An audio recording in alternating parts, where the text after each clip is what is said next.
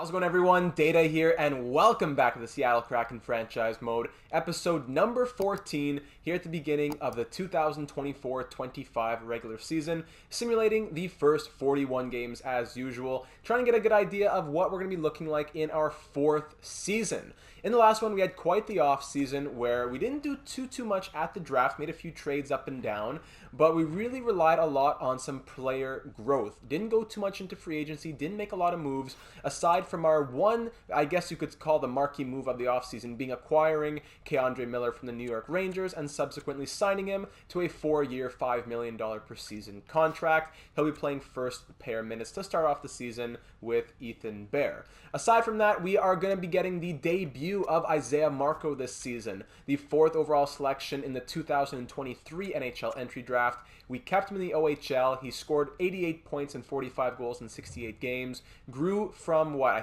79 when we drafted him, to now an 85 overall. Already a second line forward and ready to make an impact. He's a perfect fit on the second line. Looking forward to having him here. But the biggest questions, I guess, there was a few of them heading into this season, were what's up with Vincent Trocheck? Do we keep him as our second line center, or do we put Matty Beniers there? What's up with the defense? Because Dennis Chalowski's pushing for the top 4. Jake Bean hasn't been great.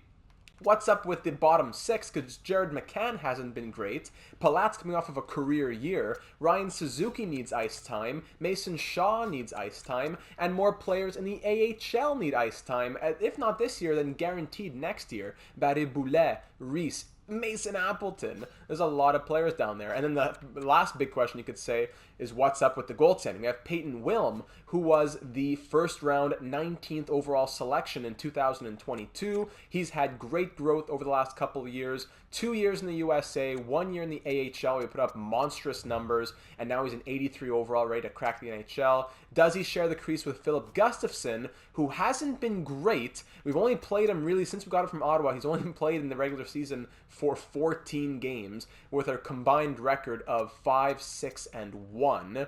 And then in the playoffs, we haven't played him at all. So do we go with him, or do we go with 82 overall Ben Bishop, who is more proven, but now his fringe starter potential is down to an 82 and will continue to regress? With him, 36 games of experience, going 20, 10, and 4.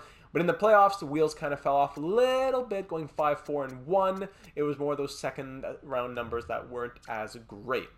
So those are those main questions that we're looking at heading into this first half of year number 4 with the Seattle Kraken. So diving into the comments here, if you're new to the YouTube channel, a huge heavy focus is put on the comments from the Assistant GMs, both here on in the YouTube comments and on the Discord server. So that's why I would very much encourage you to become a part of the team, because what you say will become a part of the series. It is very important that we all put our brains together and put the best possible product on the ice. It's not just all of you watching me play franchise mode, it's all of us working together. There were a lot of good comments in the last one, so just going over the main ones I want to get the points out on. Genzi McKenzie, trade Tanev and Appleton for picks and or prospects. Put Ryan Suzuki on the 3rd line and Gambrell and Shaw on the 4th, because Suzuki is younger and has more room to grow than Shaw. Keep Trocheck as second line center, because Beniers would have more ice time and better line mates if you keep him on the 1st, and you have a great second line center in Trocheck. He's coming off back-to-back 70-some point seasons. Don't trade for Taylor Hall. We're looking at possible first-line wingers, because he is old and has only 1 year left. Trocheck is younger, and you would guaranteed have him for the next 2 seasons, unless you trade him, which, again, don't think you should do. Maybe keep Barry Boulet as a depth forward in the NHL. Put Ferentz, an AHL defenseman, in the lineup or the AHL. If you trade Appleton and or call up Barry Boulet, you would probably need more forwards, especially centers in the AHL. Couple free agents, prospects, etc., and we can sign a couple of unsigned draft picks playing the HL if need be. So that knocks out a lot of our questions right there, which I appreciate very much. It comes down a lot with the lines here. It comes down to youth pretty much. Like, even though Ryan Suzuki's fit is not great for the 3rd line, we definitely need to get him growing now. It's too common, not only in our franchise mode, but in all franchise modes, of just players with good potential who get squandered because they don't get the playing time that they need. He's 23 years of age, decent fit on the 3rd line, but he has top 6 potential. He's 80 overall. Now's the time to make it or break it. He's had a couple years. He played a season and a half with Chicago, a season and a half with Palm Springs in the minors. Great season last year, 63 and 82. He's got to make the NHL, and we have to give him the opportunity to get some minutes out there. Unfortunately, it does hurt the chemistry. If we put Gambrel on the wing, Tanev comes out, and Mason Shaw, a player who we've had in the system since day one, our expansion draft selection from the Minnesota Wild, he also needs to make the NHL now. 80 overall, 25 years of age, and he's been great down in the Pacific Palm Springs as well, getting better and better every single season that we've had him. The unfortunate part is, right now, with the bottom six looking like that, it's -1 and -1, which is where the questions about Jared McCann come in. He did not have a good season last year at all. Career worst -20, and his worst point total in his 3 seasons with us as well, with 39 points in 82 games. Andre Palat, like I said earlier, coming off of a career year, his overall has regressed, but he had 65 points last season. So, and Cole Lind was really good, Gambrel was really good, so I want to keep these players, even though it's not great for the bottom 6. Speaking of Palat, Adam says Palat has to be the second A. He's an OG Kraken. Now, with Jamie Alexiak gone, we have a vacancy in the captaincies, and I think Andre Palat getting one of the alternates definitely makes a lot of sense. Our captain, Vladimir Tarasenko. First alternate can be Palat. Second alternate, Nate McKinnon. Jackson says, Mason Shaw out here looking like Matt Damon. There's that picture. Look at that, a young Jason Bourne. That aside, I think trading Trocheck or keeping Beniers comes down to what the chemistry could look like with the different options available. The Hall trade makes the most sense, but I also like the idea of acquiring Keller as well. It wouldn't be the end of the world if we keep Trocheck on the second line, as he'd be simming as an 89 with 287s on the wing, though, and whatever special teams time he gets. With the options at wing not being fantastic, it's pretty much down to 32-year-old expiring contract of Taylor Hall, or 86 overall, like 4 years at $7.5 million, Clayton Keller. So it's not the greatest options. That's why, even though we do want to move Trocheck somewhat in the near future, because Beniers is supposed to be our second line center, the team's been doing well with him there. He has back-to-back years of like 50 assists, 76 and 68 points in his first 2 years with us. He did sign a 4-year contract, 2 years in, 2 years left. Not the craziest thing to just say keep him. We're also talking a lot about coaching last episode, because although this new coach is good for the top 6, not great for the bottom 6, not really great for the defense either, although he is an A-rated coach. Scott says, I think we just ride with Morrissey, our coach, Cristiano Morrissey, for now. Like we learned in 21, the A-rated coach with the lesser, mid-60 team fit is pretty good, especially compared to the A- and the lower coaches. If nothing else, Morrissey can have a 2 or 3 year leash, similar to what Giordano, our previous head coach, had, now our current associate coach. With the lines like this, I would roll +1, +2, 0, -1. With this change now, it's -1, -1. But I think I'd give preseason 4th line duties to Mason Shaw. If he's a complete pylon and ends up with a terrible +-, then we can look at Barré-Boulet or Appleton. I think Tanev can be our 13th forward. We already tried to move him, but I think him being the 13th forward kind of works. Nobody really wants him. Why give up more? We can just keep him. Plus, we need to give Shaw a shot before we mess up his potential. As far as David Jiricek, pause on this comment here, our top defenseman in our system here, 78 overall, the 4th overall pick in 2022, currently a 78 overall with that medium league potential at the age of 20. As far as Jiricek, it may be worth just giving him a preseason tryout on whichever pairing gives him the best fit, just to see how he does. If he completely balls out with this opportunity, we keep him up. But if he's just kind of meh or straight up bad, we have the safety of knowing we can always go back to what we currently have. So pretty much the defense is almost locked, but I do see there being an opening on that third pair if Jiricek can outplay Hayden Fleury in the preseason. Hayden Fleury's been very good. He has a good chemistry fit. I'm not looking to move out Hayden Fleury. But if Jiricek makes that decision difficult, then we can start to think about it.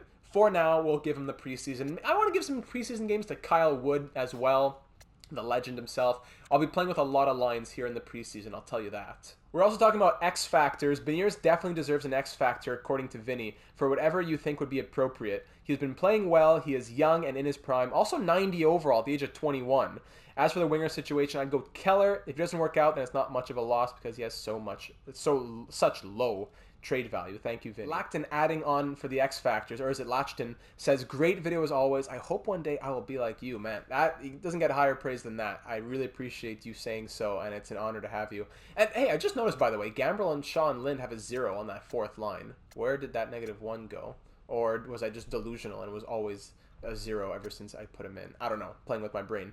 About the X factors, if I see someone with a 90 overall, I try to give them as many X factors as I can, because in my eyes, when I see a player with 90 overall, that means elite, one of the best in the league. I would keep the head coach you hired. It gives some +1s or 2s to the top 6. Trocheck's been good with Seattle, so keep him second line center. Maybe the deadline, but for the start, let's keep him. Biggest issue is the bottom 6. I would try to get rid of Tanev and find some replacement. We have a lot of AHL players who could fill the 4th line spot. Only issue is that he has such negative trade value and 1 year left on his deal. I guess it just makes sense to keep Tanev at this point. Final thing, I would consider trading Palat and McCann. And you know what? I'm not opposed to this, especially McCann. Palat wants a lot of money, and even if he's going to have a bad year, he's probably going to demand 5 or 6 in the best case scenario. Still a lot for the bottom 6, so this could be Palat's last season. Because we have a lot of prospects who could play at 4th line this year or next year, 100%. Lind, even, if he grows, could fill that spot next year. Maybe even this year. Yeah, sorry for my English, tried my best. Well, I'd say you succeeded very well. This is grade A English. Let's go Seattle. Thank you very much for that comment. Great thoughts in there as well. Andre Palat is on the expiring $5.25 million deal. Jared McCann, on the other hand, is signed for 3 more years at $3.275. Would not be opposed to trading either of them, especially Palat at the deadline if things aren't working out in the bottom 6 for him.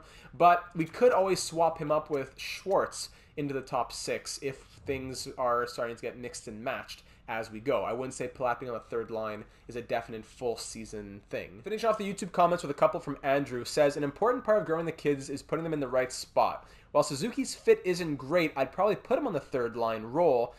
Slightly better fit, but more importantly, closer to a realistic position for him. Same with Mason Shaw. His time at 25 years old may be running up, so even a 4th line role at least gives him a shot. Tanev is the depth guy, short straw again.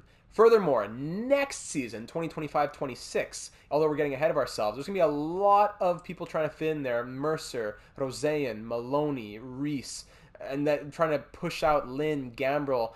Everyone in that 80 to 82 range are going to be fighting to stay in the lineup. It's going to be a big logjam. We can't just keep adding on more and more high 70 overall prospects when it creates such a logjam. So I do like the position that this franchise is in. Rosean, Maloney, Mercer, Reese, they give us a lot of good options where, this year, 2024-25, is going to be a big year for everyone in the bottom 6 to prove themselves for next season. Palat / Schwartz are kind of interchangeable, but everyone else in the top 5 of the 6, Trocheck, Marco, Tarasenko, McKinnon, Beniers, I would see as untouchable. Everyone else in the bottom 6 is pretty much, it could be a full different bottom 6 by next season, or at least 4 out of 6 of those spots being completely different. Who knows? Andrew's second comment, I'd say stay with Trocheck for now. He's been solid for us. We'll see how he / we are doing throughout the season. Sometimes the best move is no move at all. Couldn't have said it better myself. Hopping the Discord server here, Addy leaves multiple messages, very long string of them. Can't fit them all on the screen, but there's a few that I want to zero in on. First off, that I'm picking from, I want a scouting report on Chandler Stevenson. Another comment saying, because we're talking about first line, left wingers, etc.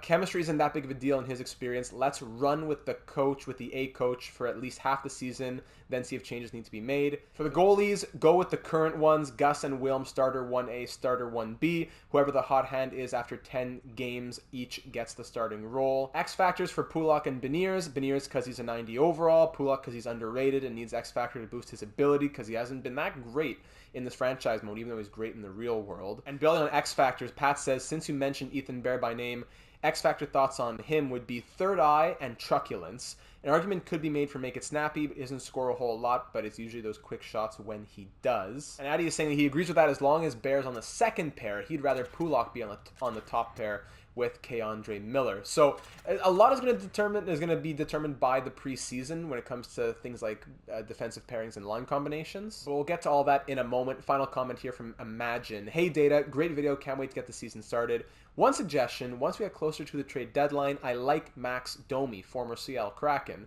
He had very little trade value and a fair contract. Again, someone we could look at as depth. So thanks for that suggestion, Imagine. What I'm going to do is go ahead and scout and watch list Chandler Stevenson, Max Domi, and then let's start taking care of all the little things we got to check off our list after going through all those comments. Chandler Stevenson on the watch list and will be scouted. Done. Max Domi on the watch list and will be scouted. Done. Alternate captaincy to Andre Palat. Done. Matty Beniers X Factors. Already has the elite edges, magnetic, and stick 'em up. I think I'm going to add something because he's coming off a career year for assists with 52 and another 39 goal year, 80 plus points. So I think I'll add a zone ability, the gold one, for shooting, and I'll add a superstar ability for passing. Make it snappy, zone ability, and tape to tape superstar ability. X Factor changes for Beniers, done. Ryan Pulock X Factors, outstanding defensive stick speed here, stick him up. Advanced accuracy when poke checking against momentum or at speed reduces the chance of a penalty,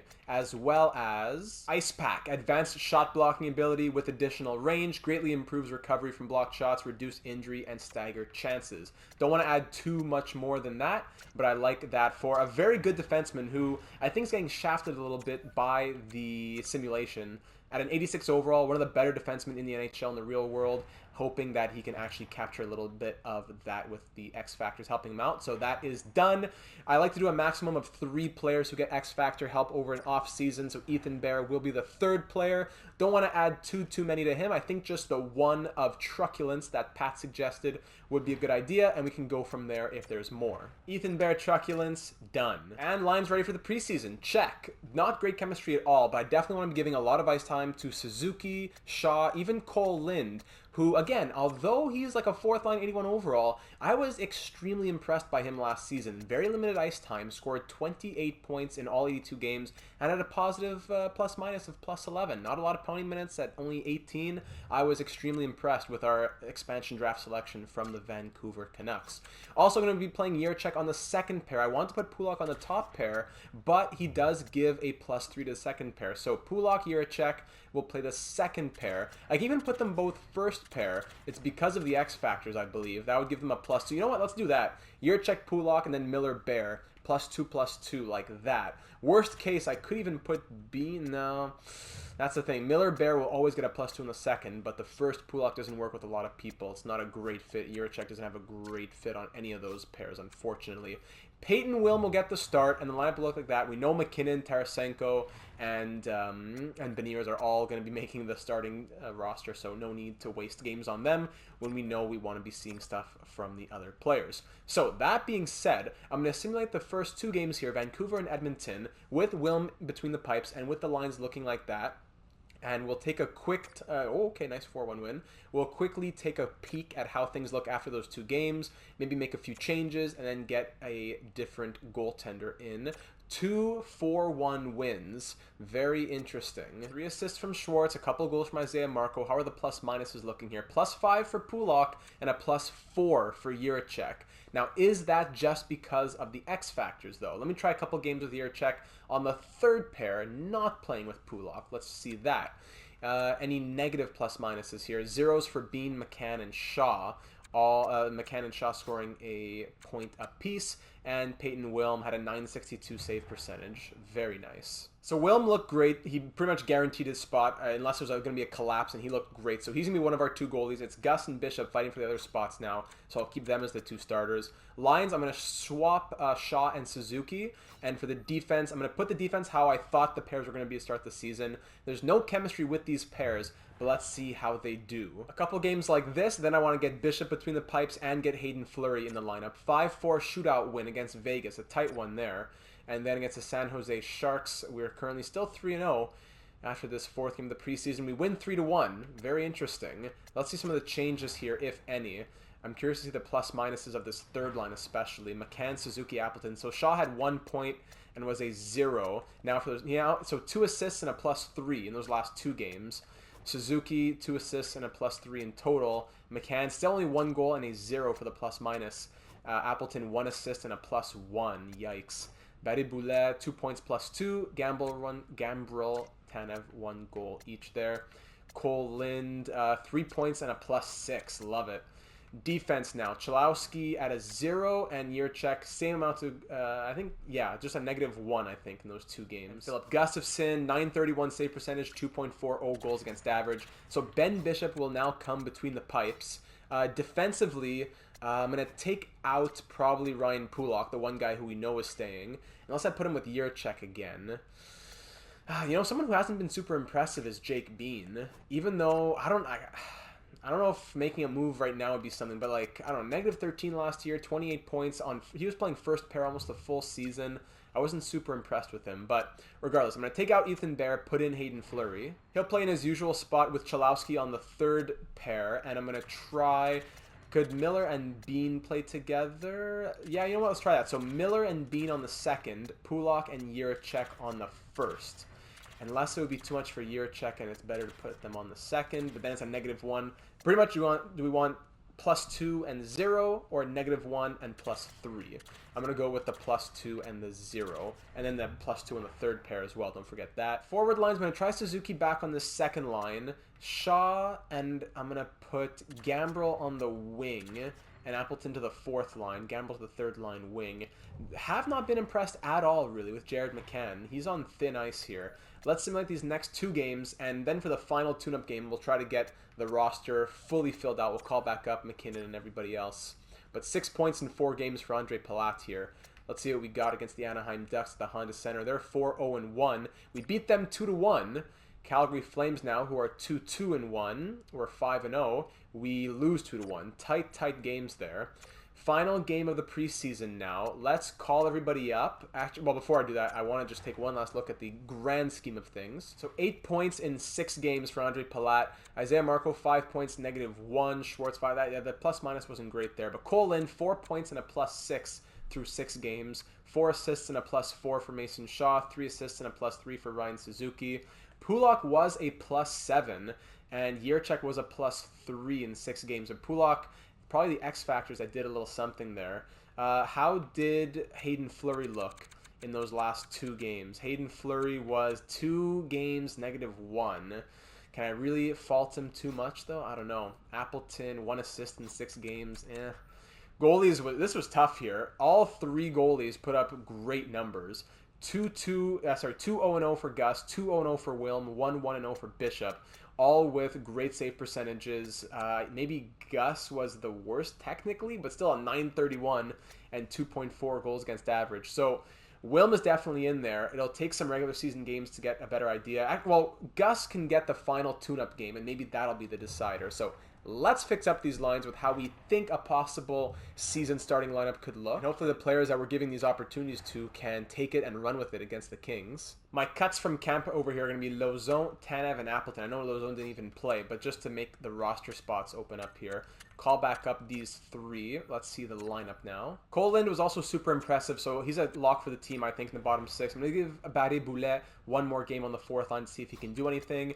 Defensively, I'm going to take Pulak out of this game and put Jiricek back in. Ethan Bear, give him 1 more game up there. So Bear Miller can be that first pair. I'm going to go Bean Chalowski on the second pair, and then Jiricek. Actually, I don't want them to be together, because then either they both do well or they both fail.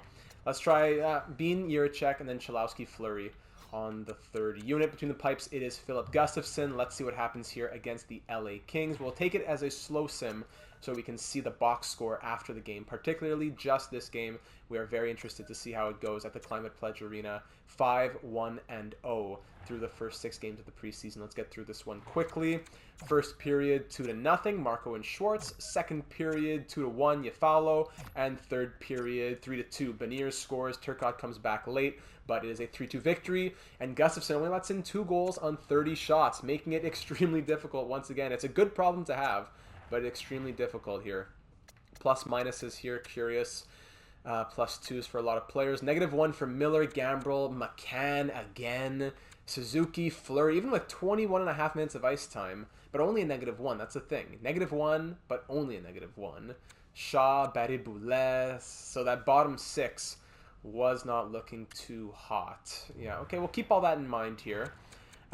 3 stars of this one. Gus, first star, of course. That's why I don't think, actually, I know it's... you probably could tell by the title, but I don't think we're going to do the first half, maybe, of this regular season. It might be just maybe like the first 10 games here, because this preseason has taken a long time, for good reason. We're trying to figure things out. 8 points in 7 games for Palat, point a game for Isaiah Marco, looking great. 6 in 7 for Schwartz, 5 in 7 for Trocheck, 4 in 6 for Lind. Down the list we go. Again, just coming to those plus minuses, -2 in 3 games for Hayden Fleury. -1 for Chalowski, 0s for Marco, Barré Boulet through 7 games, McCann 0 and 2 goals through 7 games. That's why McCann, I have been saying this a lot here. I might just give the opportunity to a younger player. Maybe even, I don't know, Mason Appleton didn't exactly run with it, but maybe, I don't know, does Dawson Mercer come up? I didn't give it a chance to every single player that we could have, but do we try out some other things on that third line? Maybe even make a trade to bring in a player. But regardless, was not super impressed by Barré-Boulet, so he's going to get sent back down. Lynn gets brought in as the actual fourth line forward.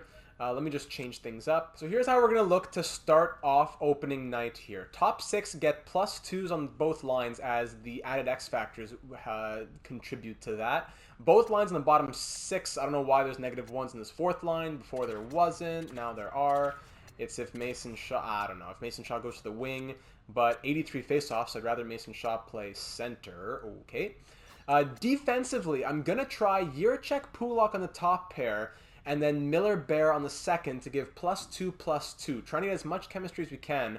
Added with the +2s in the top 6, that could be deadly. Bean and Chalowski will play third pair. Goaltending now, Peyton Wilm will get the first start. It is very tough though, because in the preseason, Gus 932 and a 2.27. Wilm 962, 1.00, and Ben Bishop 944 and 1.51. So all 3 goalies did amazing, and it's tough between Gus and Bishop to see who gets it. I'm going to give it to Wilm and Gus just for now, but we're going to have to figure this out eventually. Scratched 7th defenseman at the moment is Hayden Fleury, and 13th forward at the moment is Brandon Tanev. But if we're going to be rolling like this long term, that'll be another thing for us to look at moving into next episode.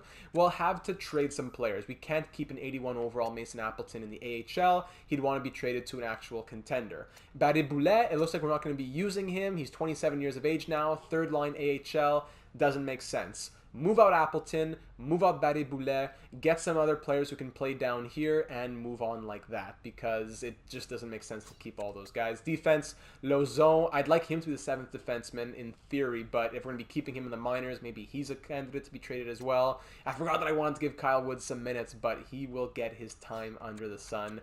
Goaltending, it's Caden Primo backed up by Danil Tarasov. Matejchuk's going to get some minutes as well in the AHL. The season doesn't begin yet in the AHL, so I haven't touched upon those lines yet, but they will be different. Special teams also, difficult coach for the special teams. 0 and -1 on the power play. Powney kill is +1/+1 at least.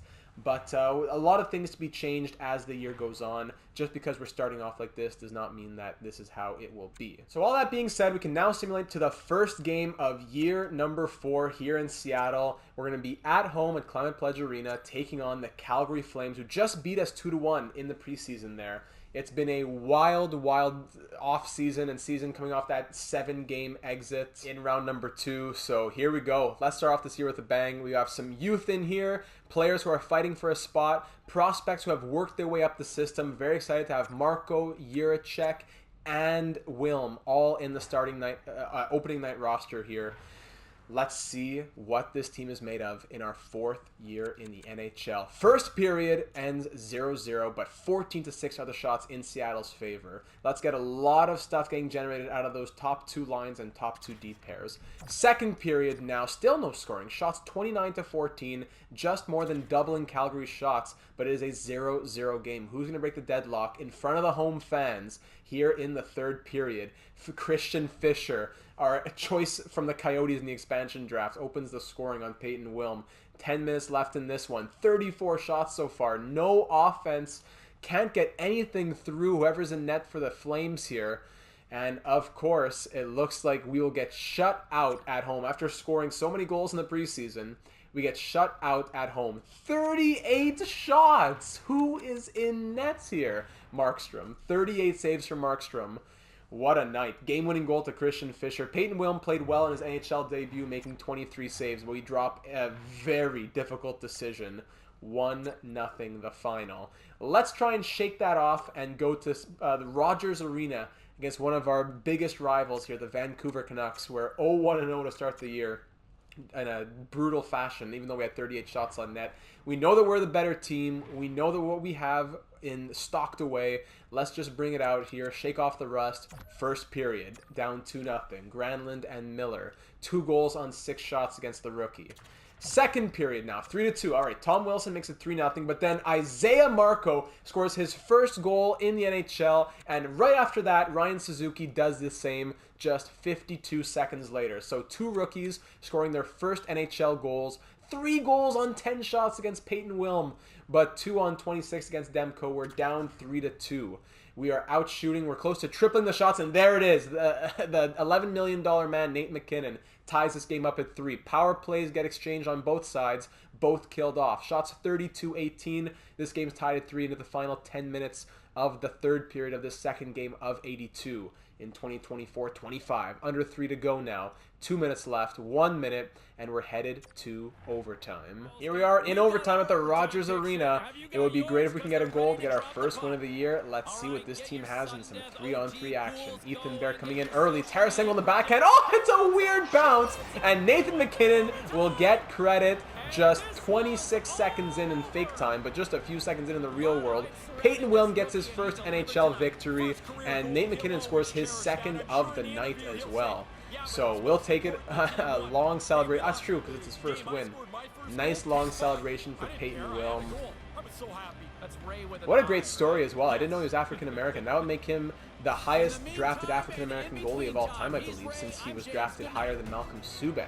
So great story to have him in the NHL. Congratulations to Peyton Wilm on his first victory. It was a bit of a tough one, 3 goals on 20 shots, but the team came through, 4 goals on 38, and we'll take the dub. By the way, if you're curious, here are the lines for the AHL and the defense, how we're going to be rolling things, at least 4 right now. Like we said, got to figure out what's up with Barré-Boulet and Appleton. Goaltending, I'm going to give Peyton Wilm the night off here. I'm going to get Philip Gustafson between the pipes for a couple games. We'll see how they look. Maybe, I don't know, the nerves are getting to the young guys. That's where Ben Bishop comes in. But we'll see. Couple games down so far, and those are the numbers. Take from that what you may. And we can now simulate to game number 3 against the Blackhawks. So a few games coming up here. I'm going to give Gustafson the Hawks, Sharks, and Penguins. Then I'm probably going to go Wilm and Bishop for this back-to-back with the Predators and the Blues. But just to get an idea, through the first 10 games or so, before we take a pause, Lauzon sprained ankle. Head coach can replace him. 3-2 loss in a shootout against the Blackhawks. San Jose Sharks, who are 1-3-1, we beat them 7-3, very nice. And sprained ankle now for Philip Gustafson, who's going to be out till November 5th. So that kind of solves our problem for the moment. But how were his numbers looking before he went down? He had a .920 save percentage, not too shabby. So we're going to start Ben Bishop for the next couple games and then get Wilm back in there, try to build the confidence back up. Pittsburgh Penguins, the end result of that one is a 6-5 overtime loss. Yikes. So we're 2-1-2 through the first 5 games. We'll go Bishop against the Predators, and then we'll go Wilm against the Blues. Matejchuk injured shoulder. Injuries are coming in now. Lauzon fully healed. I'll do that. All right. 6-3 win against the Predators. Very nice. So we're 3-1-2 now. Bishop, though, 875 save percentage. 1 game, 1 win. Has Wilm been playing in there? I don't think so either. So I'm not sure if somebody got pulled or what with the game starts. I'm not sure how the numbers work, but I will give Wilm this game here against the Blues. Try and pump those numbers back up. The Blues currently, what, 2-4-0, did I see? Yeah, 2-4-0. 10 points in 6 games for Nate McKinnon. On the road here against St. Louis. The Dallas Stars want to give us John Klingberg, recently asked for a trade in the real world, and 2 fourths for 2 of our top prospects, and even a good prospect at that as a third one, Nitamaki. No chance. Ends up in a 7-2 win there. That's the biggest win of Peyton Wilm's young career. How about that? And we'll finish off this little series of games for him as well against the... No, I'm not going to do that. Against the Vegas Golden Knights. And whoa, 6-0 shutout. The first shutout of his career comes against a very good Vegas Golden Knights team. We're going to keep him in net at this point. Philip Gustafson is going to be back for this game against the Red Wings. Let me put Matejchuk back in the AHL lineup, but I'll keep Gus as a healthy scratch for now. We'll keep rolling with Bishop and Wilm. Continuing on now to Little Caesars Arena. The Red Wings are 7-1-1. We're 5-1-2. This is going to be another huge challenge for us and a good test of how things are looking for us so far. This is going to be game number 9 on the year. We'll do 2 or 3 more before we take a pause to figure out how we want to roll for the rest of the season. First period here, 1-1 game. Trocheck opens up the scoring on Darcy Kemper, but Lucas Raymond scoring on Peyton Wilm. Good old Lugard. Second period, 3-2 now. Zadina and Stevens score twice. Then Trocheck scores his second of the night to bring it from 3-1 to 3-2. Being outshot just by 3, but we're down by 1 here in the third period. Trocheck's doing it all. Needs some offense from that first line. Power play Detroit now. Penalty killers work hard. We get that killed off. Now another power play for the Red Wings. 5-on-3, 5-on-4. Huge penalty kills coming through here. But we need to generate some offense in the final 5 minutes. But Jake McCabe is going to make it a 2-goal lead. Hold on. Dennis Chalowski against his old team. 4-3. We're down by 1 in the final minute. 3 seconds. And we drop it 4-3. Shots were 32-25. Not a bad night from Wilm, but we needed to generate more offense there. Trocheck 2 goals and an assist. 3 assist night from Jaden Schwartz. But I think we need more, I guess, depth scoring. Because on the nights where the big boys aren't coming through, we need something. You know, McKinnon, 16 points in 9 games. You can only do so much. He had 2 points a game as of last game. That's what he was averaging. So, can only do so much. I'm going to keep Wilm in again against the Bruins for game number 10 here on the season. They are 3-6-0, excuse me. And we beat them 6-3. Now coming up against the Maple Leafs and Heiskanen, a 5th and a 7th for Vesa Heiskanen in exchange for Lindell, a 5th and a 7th. Leafs are 7-3-2. I'm going to keep Wilm in for that one. Then I want to go Bishop against the Senators. And then we'll take a pause after these 12 games. 3-1 win against Toronto. Very nice. Maybe it's just the slow sim curse. The calendar here seems to be doing okay for us. And by the way, speaking of doing okay, I think David Jiricek's been doing very fine. I'd like to get an opportunity for Hayden Fleury in there. But the defense has been okay. I just checked the plus-minuses quickly earlier. But that'll be an idea for us heading into next episode. Does Hayden Fleury continue the season as a 7th defenseman, or do we think of moving him? Not sure. Senators 5-5-2. We beat them, and we end this episode with a record of 8-2-2 through our first 12 games, tied for top spot in the Pacific. 22 points for Nathan McKinnon, who is averaging a goal per game. Yes, a goal per game through 12 games. 12 games, 12 goals. Matty Beniers, 18 points in 12 games. Jaden Schwartz, 16. Tarasenko, 15. Isaiah Marco, over a point per game. So that's 5 skaters who are over a point per game through the first 12. Ethan Bear, 11 points in 12 games. That's fantastic from him after last season trying to find his footing a little bit with Seattle. First pair / second pair. This time full-time second pair, but with the line chemistry attributed to him, very much helping him out there. Vinny Trocheck, 9 points in 12 games. Palat, 7. -4, though. That third line has always been a killer for us. 6 points in 12 games for Mason Shaw. Gave him some power play time. He has 3 assists. Maybe we swap out him with Ryan Suzuki to get him some more time. I don't know. I want to balance out the ice time. Ryan Pulak, 5 points and a +11 with David Jiricek, who has the exact same amount of points, but is a +10. David Jiricek, I think he is going to stick here. I think it could be his season. Chalowski has 4 points and is a 0. Keandre Miller, 4 points and a +10. Jake Bean, 4 points and a -2. Colin, 3 points and a +2. Ryan Suzuki, 3 points, -5. That third line, man, it's crazy. McCann, 3 points, -4. 1 goal in 12 games. Gambrel, 2 points and a +1. Goaltenders here. Wilm, 5-2-1 with a shutout. Bishop, 2-0-0. Gustafsson, 1-0-1. Best numbers going to Wilm and Gus. Probably going to get him back in there. Bishop back to third goalie. It's only a small sample size, but 6 goals on 56 shots. 892 save percentage, averaging 3 goals against per game. So heading into next episode, which maybe it'll be the whole season, maybe it'll be up until the trade deadline, not sure.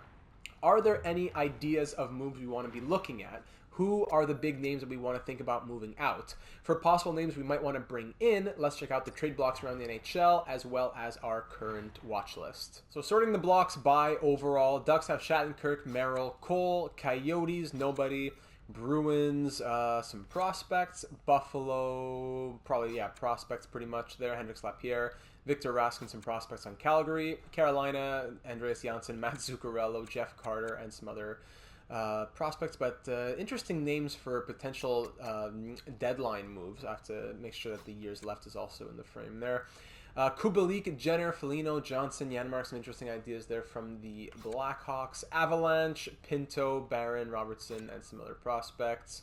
Voracek, the big marquee name there on the Blue Jackets, bit of a crazy contract.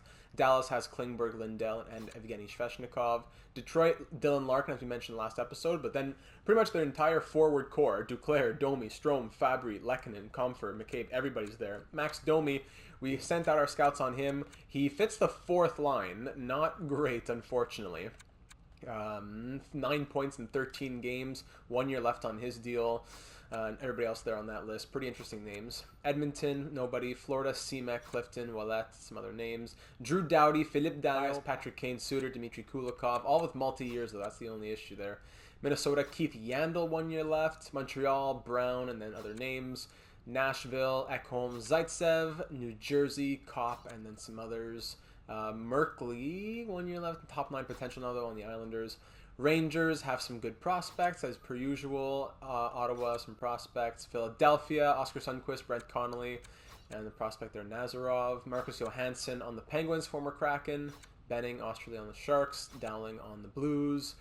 Some prospects on the Lightning. Maple Leafs, Jonathan Marchessault. Vancouver prospects. Shea Theodore, Tyler Myers, Alec Martinez, Derek Forbort. William Carrier on the Vegas Golden Knights. Interesting. Shea Theodore is great, but 1 year left. Fits deep pairing 3. Probably not going to work out. Vancouver Canucks. Nicholas Backstrom on the block here. 84 overall. 1 year left on his contract. He's over a point per game with bottom 6 potential, but he's still getting it done. I'd have to scout him for our new head coach. And Chandler Stevenson, now that my report on Domi is done, I can get a scout out on him. So Chandler Stevenson, Nick Backstrom, both on the block with 1 year left. So is Alex Wenberg, even Jonas Donskoy, but 2 years left, and Wayne Simmons, 1 year left. So maybe I'll send out some scouts for the players here on Washington. Let me know if you are interested in that. Winnipeg, Adam Lowry, Nunavara, Forsling, Brody, Bobby Ryan, Kulak, Yaskin, Dowds, even Jason Spezza at 41 years of age. But I don't know why his trade value is so high compared to everybody else. 9 points in 10 games down in the AHL. Concerning our team and the trade value that we would have to play with, here are the values currently attributed to our players. If we're looking at the entire team, lots of trade value from all these players up here. Sorting by trade value, I should be. Lots of trade value from the big names. Popov has a good amount of value. Maybe we should sign Popov to play in the AHL. 75 overall now at 20 years of age. Jared McCann, if we did want to trade him, he does have a considerable amount of trade value there, and he is on the block of most teams, I believe, with his potential and overall. Down the list we go. And rookie skaters here, maybe there's some trade bait in here. Perhaps a few names. I don't know, maybe Moss. I don't know. I like Niittymaki. I prefer to keep as many of them as possible. Draft pick situation, we have our first 2 seconds, a third, 2 fourths, a fifth, and a sixth. That is the current situation here in Seattle. I tell you all this because it could be that the next episode simulates through the deadline all the way to the end of the season. So I'm trying to give you as much information as possible right now. And remember, when it comes to possibly trading players on expiring deals, Andre Palat at the moment would be asking for something around the high $5 million if we get 85, something like 5, I don't know, maybe like 5.25, $5.5 million for 1 year. Pretty much the same thing that he's making right now. Cole Lind, maybe try to get him signed sooner rather than later before he wants too much, but it's a pretty fair contract right now. Tanev, Appleton are probably gone after this year. Matty Benier is still not eligible to sign an extension, but that'll definitely cost us, 8, 9, 10 million, and we currently have 23.86. We're in a good spot. Ben Bishop probably done after this season as well. So, whether we do, no matter who the 2 goalies are this season, 2 goalies next season are very, very likely Peyton Willman, Philip Gustafson. Just what's up with Ben Bishop right now? I don't know. If he does super well, maybe he convinces us to keep him as backup next season. Still a lot to figure out. And speaking of other Popov, like earlier, these are the unsigned players at the moment. Maybe we should sign them for the AHL, but I'm not in a rush. Probably the very last thing to check out here would be if we want to make any changes to our special teams and things like that. Currently scoring 4.42 goals for per game.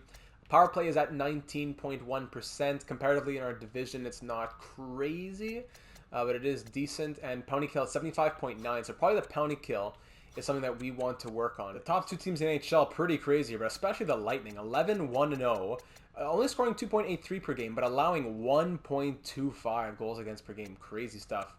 Anyways, getting to the special teams, if it wasn't such a crazy, what is going on with the scrolling in this game, man? Nothing makes me more angry in franchise mode than the menus.